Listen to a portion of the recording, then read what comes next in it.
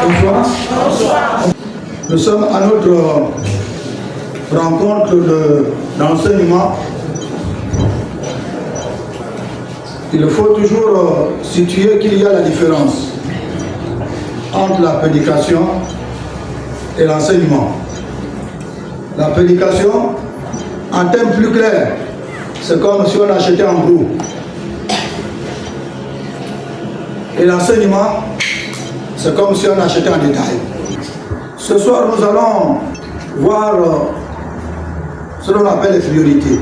Nous arrivons à établir nos priorités. Et quelquefois, nos priorités, c'est ce que nous imposons à Dieu. Mais la Bible déclare que nos pensées ne sont pas les pensées de Dieu. Ce que nous pensons être prioritaire dans notre vie peut ne pas être prioritaire pour Dieu vis-à-vis de nous. Et nous pouvons passer tout notre temps en train de prier que cette chose arrive parce qu'elle paraîtrait prioritaire dans ta vie. Mais tu n'exauceras pas parce que pour Dieu, ce n'est pas ça ce qui devrait être la priorité pour toi. C'est l'une des raisons qui font en sorte que certaines de nos demandes retardent un peu, peut-être même beaucoup, parce que nous n'arrivons toujours pas à établir ou à chercher à savoir qu'est-ce qui est prioritaire pour Dieu à ce qui me concerne.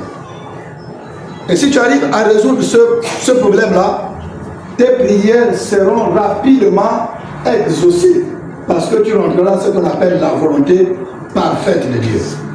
La vie a des priorités. Et ce qui nous cause souvent des problèmes, c'est parce que nous confondons les priorités de Dieu pour nous et ce que nous avons nous-mêmes établi comme priorité. Toutes nos prières, ce que Dieu accepte nos priorités. Mais ce n'est pas ça ce que Dieu veut de nous. Ça peut un peu correspondre à ce que Dieu veut de nous. Mais ça peut aussi être totalement éloigné de ce que Dieu veut de nous. J'ai un passage que je vais lire avec vous. Mais prêtez très attention. Vous allez voir, même sans commenter, ce qui fait les priorités de l'homme. Ça c'est décrit seul. Pourvu que vous fassiez attention à la lecture. Matthieu chapitre 6, du verset 5 au verset 34. Nous lisons la parole de Dieu dans le livre de Matthieu, au chapitre 6, les versets 25 à 34. C'est pourquoi je vous dis, ne vous inquiétez pas pour votre vie de ce que vous mangerez, ni pour votre corps de ce que vous serez vêtus. La vie n'est-elle pas plus que la nourriture et le corps plus que le vêtement? 26. Regardez les oiseaux du ciel. Ils ne sèment ni ne moissonnent et ils n'amassent rien dans les greniers. Et votre Père céleste les nourrit. Ne valez-vous pas beaucoup plus qu'eux? Qui de vous, par ses inquiétudes, peut ajouter une coudée à la durée de sa vie? Et pourquoi vous inquiétez au sujet du vêtement? Considérez comment croissent les lys des champs. Ils ne travaillent ni ne filent. Cependant, je vous dis que Salomon même, dans toute sa gloire, n'a pas été vêtu comme l'un d'eux. 30. Si Dieu revêt ainsi l'arbre des champs, qui existe aujourd'hui et qui demain sera jeté au four, ne vous vêtira-t-il pas à plus forte raison, gens de peu de foi? Ne vous inquiétez donc point, et ne dites pas, que mangerons-nous, que boirons-nous, de quoi serons-nous vêtus? Car toutes ces choses, ce sont les païens qui les recherchent. Votre Père céleste sait que vous en avez besoin. Cherchez premièrement le royaume et la justice de Dieu, et toutes ces choses vous seront données par-dessus. Verset 34. Ne vous inquiétez donc pas du lendemain, car le lendemain aura soin de lui-même. À chaque jour suffit sa peine. Amen. Amen. Vous savez, il y a eu plusieurs choses dégagées là. Il y a la nourriture qui a été dégagée à l'intérieur. Il y a le bien-être du corps qui a été dégagé à l'intérieur. Il y a les vêtements qui ont été dégagés à l'intérieur. Et il exclut de ne pas nous inquiéter pour ça. Parce que pour lui, même les oiseaux du ciel, ils n'ont pas de plantation, mais il prend soin d'eux. Il la nourrit. Il va encore prendre un autre exemple. Il dit regardez les herbes de champ, les fleurs. Quelquefois, il arrive qu'on les cueille. Il arrive qu'on les garde. Il arrive qu'on remette un bouquet de fleurs à quelqu'un qu'on aime. Mais ces fleurs que nous apprécions ne font aucun effort pour être belles. Dieu sait prendre soin de ces fleurs pour les rendre belles. Parce qu'en matière de la propagation du royaume, il utilise plus l'homme. Donc nous avons non seulement de l'importance, mais aussi de la valeur pour Dieu. Il dit, si moi je peux prendre soin d'habiller des fleurs, si je peux prendre soin de donner la nourriture à ceux qui ne moissonnent pas, les oiseaux, qu'en sera-t-il pour l'homme créé à mon image?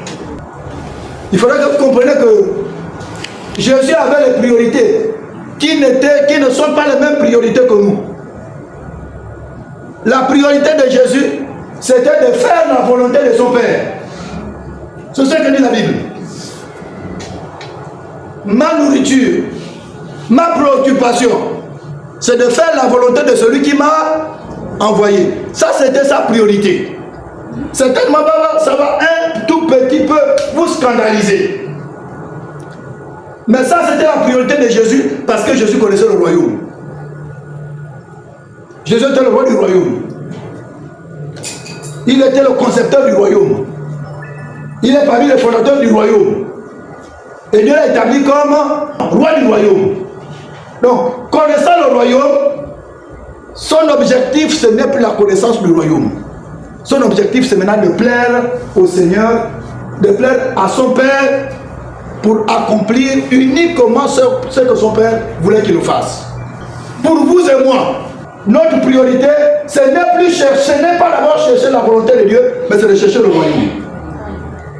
Si vous ne trouvez pas le royaume, vous aurez du mal à faire la volonté de Dieu. Les choses spirituelles, il faut être spirituel pour les comprendre. Si tu n'es pas spirituel, tu ne les comprendras jamais. Mais il dit, préoccupez-vous d'abord dans la recherche du royaume. Et il prend ça comme priorité. Numéro 1, cherchez premièrement le royaume.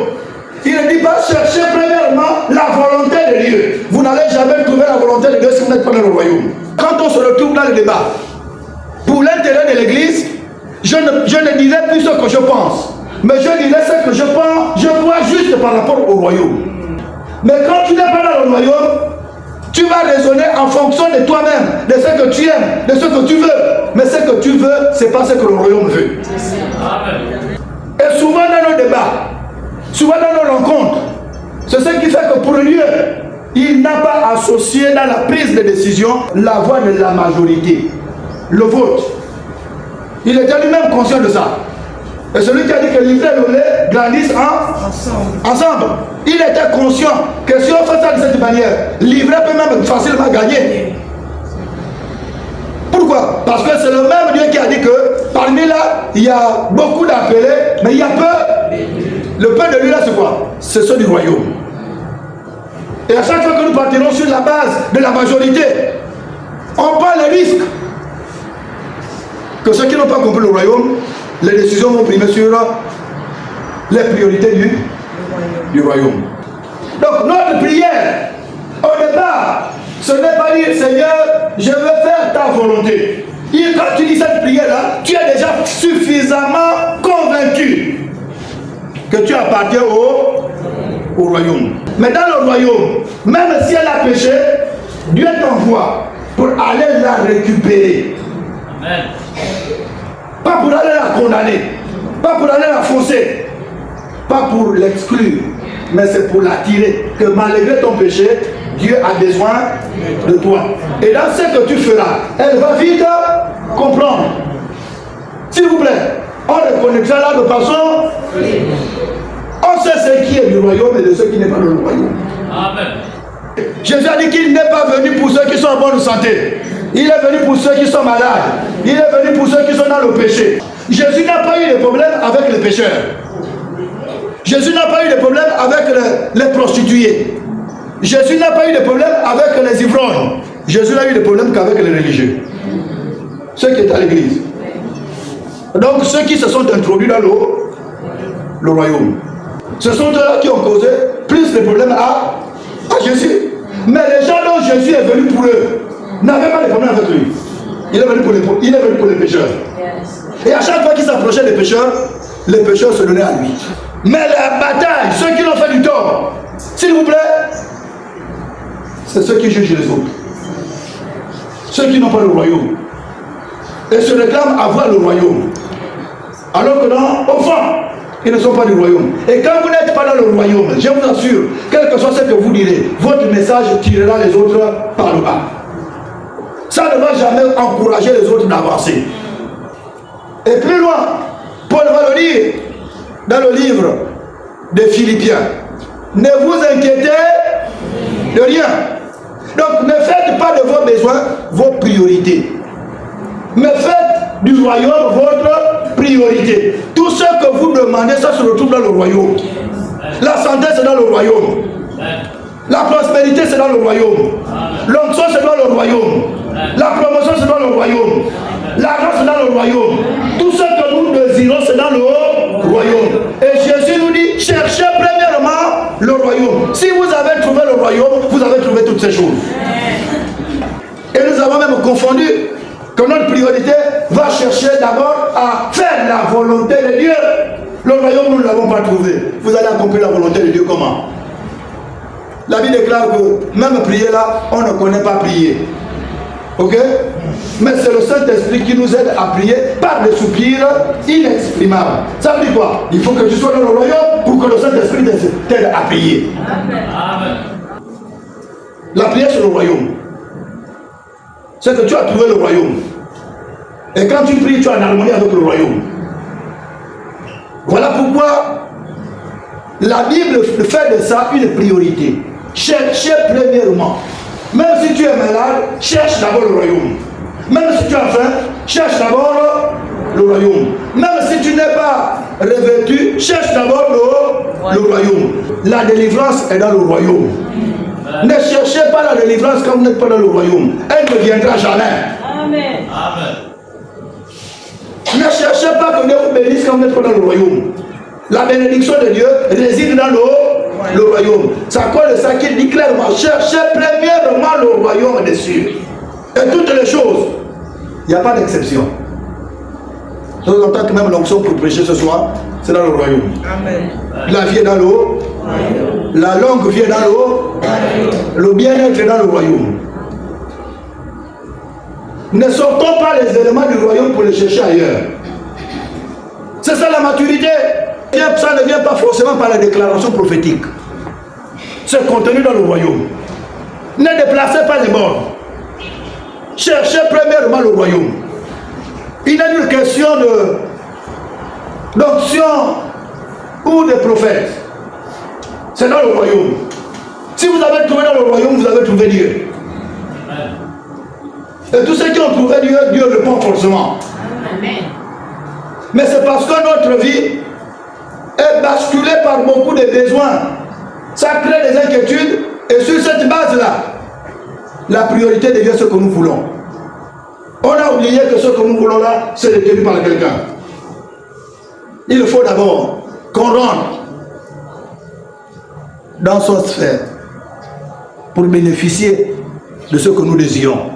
Dieu visitait l'homme sur terre parce qu'il y avait un jardin. Il y avait presque un paradis. Il pouvait descendre. Il s'entretenait avec l'homme. Il causait avec l'homme pour chercher certainement à savoir comment il a dormi, comment il va affronter sa journée. Mais quand le péché est rentré, ok, tout ce qui est bien, Dieu a soulevé. Il est allé se faire une résidence ailleurs. Il a pris la santé, il a pris le bien-être, il a pris les promotions, il a tout ramassé avec lui. Parce que ça ne peut plus résider sur la terre est souillée. Et maintenant, pour vous restituer cela, il faut que l'on fasse la différence. Qu'on quitte du statut de ce que nous sommes pour appartenir à un autre monde. C'est là où les autres disent qu'on est dans le monde, ok, mais nous ne sommes plus deux. On est maintenant là avec deux systèmes de gestion. La gestion du monde actuel, mais nous là, dans ce monde-là, nous vivons selon le royaume, à l'intérieur du monde. On ne vit plus selon les principes de ce monde, mais nous vivons selon les principes du royaume. Dans le monde qui n'est plus conforme aux réalités de Dieu. Maintenant, pour que Dieu agisse, pour que Dieu réponde à notre besoin, à notre préoccupation, il faudrait que l'on fasse de son royaume notre priorité. Dans le royaume, c'est vrai que c'est un problème de choix. Mais le choix s'opère à rentrer ou à rester dehors. Mais quand vous avez accepté de rentrer, c'est que vous avez accepté les principes de vivre selon ce que vous trouverez dans l'intérieur. Mais au niveau de l'église, tu ne peux plus oser dire que tu es dans le royaume pour dire c'est comme ça comment je vis. Non, dans le royaume, on ne vit plus comme ça. C'est comme ça comment je parle. Non, dans le royaume, on ne parle plus comme ça. Non, c'est comme ça comment je m'habille. Non, dans le royaume, on ne s'habille plus comme ça. Tu as fait le choix. C'est un choix. Où tu veux être dans le royaume, où tu veux être hors du. Je vous prenais autrefois des illustrations des gens qui s'initient. Si tu ne veux pas qu'on te frotte le kaolé, ne parle pas. Mais quand tu es parti, quel que soit ton grade, quel que soit ton titre, ton nom, on te frotte le kaolé. Mais ce n'est plus là-bas que tu vas dire non, je ne veux pas que vous me frottez le kaolé. C'est trop. Tu appartiens déjà à la secte. Ce qu'on vous dit au royaume là, chaque royaume a des lois. C'est le chrétien qui vacille, qui raisonne. C'est ce qui trouve notre médiocrité. Et vous remarquerez que les païens prospèrent. S'il vous plaît, dès que vous obéissez à une divinité, la divinité vous bénira de sa manière. Mais les chrétiens ne sont pas bénis. C'est parce qu'on raisonne même avec ce que notre Dieu nous dit. Dieu nous dit à gauche, nous dit non, moi j'aime être à droite. Donc tu contrains Dieu de te garder à droite, alors que lui il veut te garder à gauche. Mais il te laisse. Par médiocrité, le même Dieu tu vas dire, bénis-moi là où je suis à droite. Je ne sais pas si vous comprenez. Tu vas prier toute la vie, il ne te bénira jamais. C'est toi à se déplacer, c'est pas là à se déplacer pour toi. Dans la divinité, il n'y a que celui qui cherche la divinité qui fait comme si la divinité veut. Mais la divinité ne fera jamais comme vous voulez. Ça c'est le problème, je parle de divinité. Ma plus forte raison, celui qui a créé le ciel et la terre. Il nous dit, assis-toi, toi tu dis non, assis c'est pas bien pour moi, je vais toujours rester debout. Mais c'est assis là qu'il te demande de rester parce que ta bénédiction est là où tu dis assis-toi. Ceux qui raisonnent plus avec leur Dieu, c'est les chrétiens. Les justifications que nous faisons avec notre Dieu là, même ceux qui prient les faux dieux que nous condamnons là, ne se justifient pas comme ça avec leur divinité. Mais je ne peux pas dépendre de lui et lui donner mes conditions. Les conditions de vie, c'est lui qui me les donne. Et je me soumets à ces conditions. À l'époque, ce n'était pas n'importe qui puisait l'eau. L'eau a été réservée à des esclaves.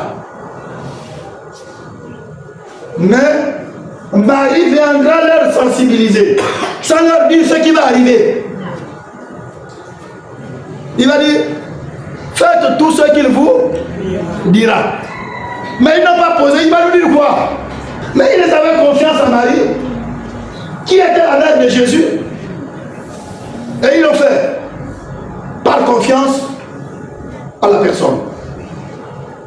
Et quand Jésus arrive, certainement il s'attendait à un miracle, que le vin soit fructifié, séance tenante.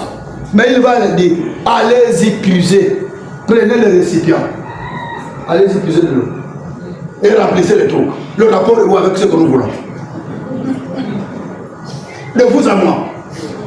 Aujourd'hui là, on crucifierait le pasteur. Je vous prends maintenant je vous considère maintenant des esclaves. Ça c'est un travail des esclaves. Mais c'était une cérémonie de mariage. Donc les gens étaient en tenue de soirée. À un moment, on peut trouver ça comme une insulte, comme du mépris. Mais ils avaient besoin du vin. Et ils sont partis, le miracle a été. Quand tu as besoin de quelque chose, tu n'as pas besoin de raisonner. On raisonne que quand on n'a pas besoin. Même quand vous partez là-bas, on vous donne des ordonnances accablantes. Je ne parle pas des ordonnances de l'hôpital. Laissez l'hôpital tranquille. Mais je vous parle des ordonnances partout là où on va là. Mais les ordonnances qu'on nous donne là, qui vous l'avez? La seule préoccupation, c'est la chose que tu es parti solliciter. Retenez ce soir que c'est nous qui avons plus besoin de Dieu. Et c'est à nous à se soumettre. Parmi les priorités de Dieu, parmi les priorités de Jésus, non seulement que ces priorités étaient de chercher la volonté de son Père, mais aussi parmi les priorités, s'il vous plaît, qui a suivi la volonté de son Père, c'était la compassion. Et il y a plusieurs passages que nous pouvons lire pour démontrer cela. Jésus agissait toujours par compassion. Dans certains versets, il dit même qu'il prêchait. Donc la compassion n'avait pas d'abord le rapport avec la prédication. Mais quand il regarda la foule en prêchant, il a eu compassion. La plupart des miracles que Jésus a opérés, c'était par la compassion. Ce n'était pas pour démontrer qu'il est Dieu. Il le faisait par compassion. Tellement il avait la compassion de la personne obligée d'agir. Faisons très attention. Le modernisme est en train de sucer toutes les valeurs du christianisme. Et on rentre plus dans l'individualisme. Et tout ce qui faisait la puissance du christianisme, s'il vous plaît, ça en train d'être sucé par le modernisme. Et parmi ces choses-là, il y a la compassion. La compassion ne fait pas de risque. Quand il est en face de la femme adultère, les autres l'acculent, les autres l'accusent, les autres la condamnent. Mais il arrive avec un message de compassion. Pas un message de condamnation, pas aussi un message de caresse, mais un message d'amour et de compassion. Pour faire prendre conscience à la femme que ce que tu as fait, certes c'est pas bien, mais quand même, on te pardonne. Même au niveau de l'église, même au niveau des entretiens, si vous n'avez pas compassion, nous avons manqué le ministère. Même au niveau des œuvres sociales, si nous n'avons pas compassion, nous avons manqué le ministère. Même dans l'évangélisation, si nous n'avons pas compassion, nous avons manqué le ministère. La compassion, s'il vous plaît, on se compare à Dieu qui a eu compassion à nous. On ne se compare pas aux déceptions que nous avons eues autrefois. Amen. La compassion fait partie, s'il vous plaît, des bases du royaume. Les premières caractéristiques des membres du royaume, c'est la compassion. On ne s'accepte pas la compassion. Il y a des indifférences. Il y a des incompréhensions. On a des caractères différents. Mais quand on est ici, on a compassion les uns les autres. Et tu acceptes l'autre. Mais l'Église a oublié la compassion pour faire face aux critiques, à la calomnie, au Congo-ça. Ça devient l'actualité des fidèles. Ça devient l'actualité des chrétiens. La compassion a... Mais n'exploitez jamais les faiblesses des autres comme si vous n'avez pas de faiblesses. N'exploitez pas les erreurs des autres comme si aussi vous êtes parfait. On est rentré ici avec les défauts. Et chaque jour, Dieu taille ses enfants. De la même manière qu'il est en train de me tailler. Mais il n'a pas encore terminé de me tailler. De la même manière aussi, il te taille. Mais ce n'est pas du fait qu'il n'a pas encore... tu as remarqué quelque chose à l'autre. Non, Dieu est en train de faire un travail pour que ça change. Mais ça ne veut pas dire que toi, tu n'as rien à te reprocher. C'est ce que Jésus a dit. Bon, maintenant, celui qui n'a pas péché, qu'il prenne la pierre et qu'il lance le premier. Non, même si je suis fort, du fait que je ne bois pas et que toi tu bois, je dois te montrer beaucoup de compassion pour t'aider à sortir de la boisson. Amen. Mais te condamner, tu bois, ça n'aide personne. J'ai tenté plutôt de crucifier l'autre pour dire que meurs là-bas. N'essaie pas d'échanger un jour. Que Dieu nous aide.